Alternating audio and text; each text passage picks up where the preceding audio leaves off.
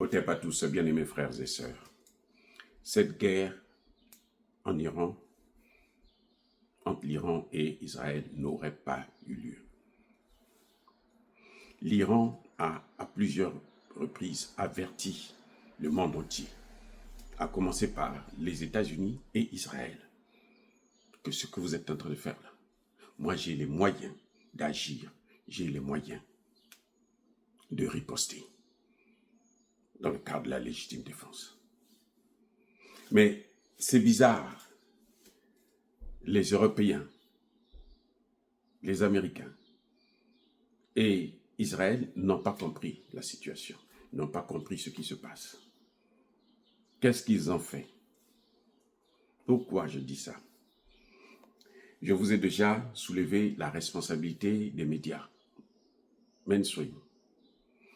Parce que eux, ils sont là à créer un narratif qui va pousser les hommes politiques à agir dans un certain sens donné, qui n'est pas celui de l'apaisement. Eux, ils veulent qu'il y ait l'affrontement. Et ils veulent la supériorité de leur camp. Parce que leur force, les médias, c'est une arme qu'eux, ils utilisent, qu'ils ont et qu'ils maîtrisent.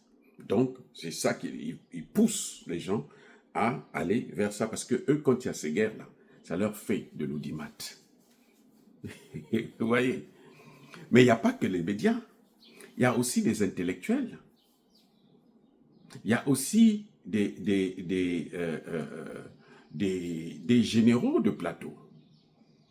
On appelle un vulgaire petit bandit, parce qu'il a porté l'uniforme une fois dans sa vie, même s'il n'a jamais fait une guerre conventionnelle. Alors il s'amène sur un plateau pour venir dire que, bon, voici ce qui va se passer, voilà, l'X est trop fort, l'autre, même s'il peut faire ce qu'il peut, il ne peut jamais rien gagner.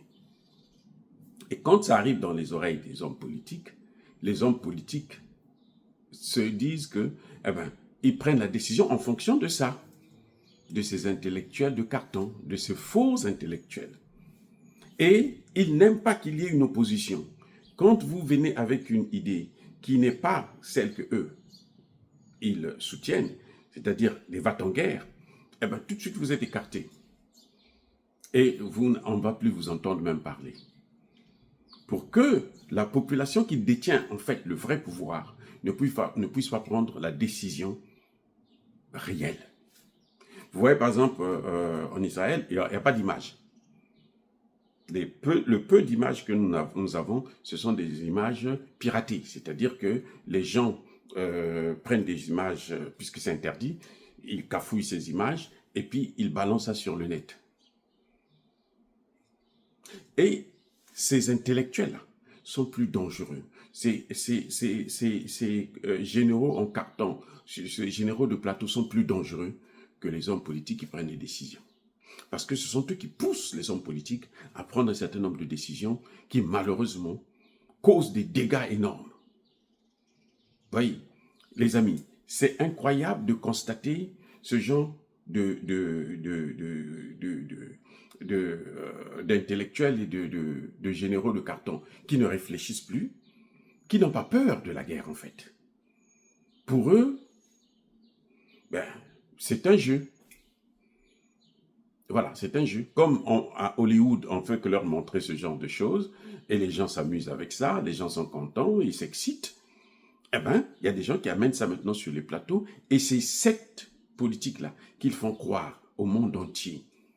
Et c'est pour ça qu'il se passe toujours pour les plus forts, pour les plus grands, pour les plus durs. Et quand ils arrivent sur le terrain, lorsqu'ils ont quelqu'un, un garçon devant eux, eh bien, ce qui se passe, c'est que vous constatez qu'il y a des faiblesses. On l'a vu en Ukraine, on le voit aujourd'hui en Israël. Si Israël cache les images, c'est parce que Israël est dévasté, ou est en train d'être dévasté. Vous voyez?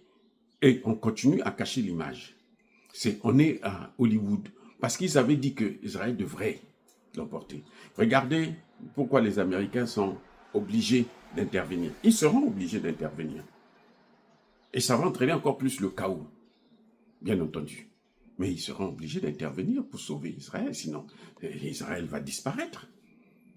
Vous voyez, là où, jusqu'où ces gens-là, ces intellectuels, ces faux intellectuels, ces faux généraux, colonels de plateau, amènent le monde. Ce sont eux qui portent la lourde responsabilité. La lourde responsabilité. Vous avez vu un homme comme Bernard-Henri Lévy. C'est lui qui a poussé, qui était l'un des premiers soutiens de la guerre en Afghanistan. C'est lui qui était le soutien de la guerre en Libye, surtout la Libye, c'est même pas la peine. C'est lui qui a fait tout, qui a été là, l'intellectuel qu'on invitait pour venir expliquer que cette guerre se justifie, cette guerre, c'est normal, et voilà le résultat que ça donne. La Libye, depuis maintenant, bientôt 20 ans, il n'y a rien. La Libye est morcelée. L'Irak, pareil, à cause des intellectuels comme ça. Jusqu'à quand on va les laisser détruire ce monde?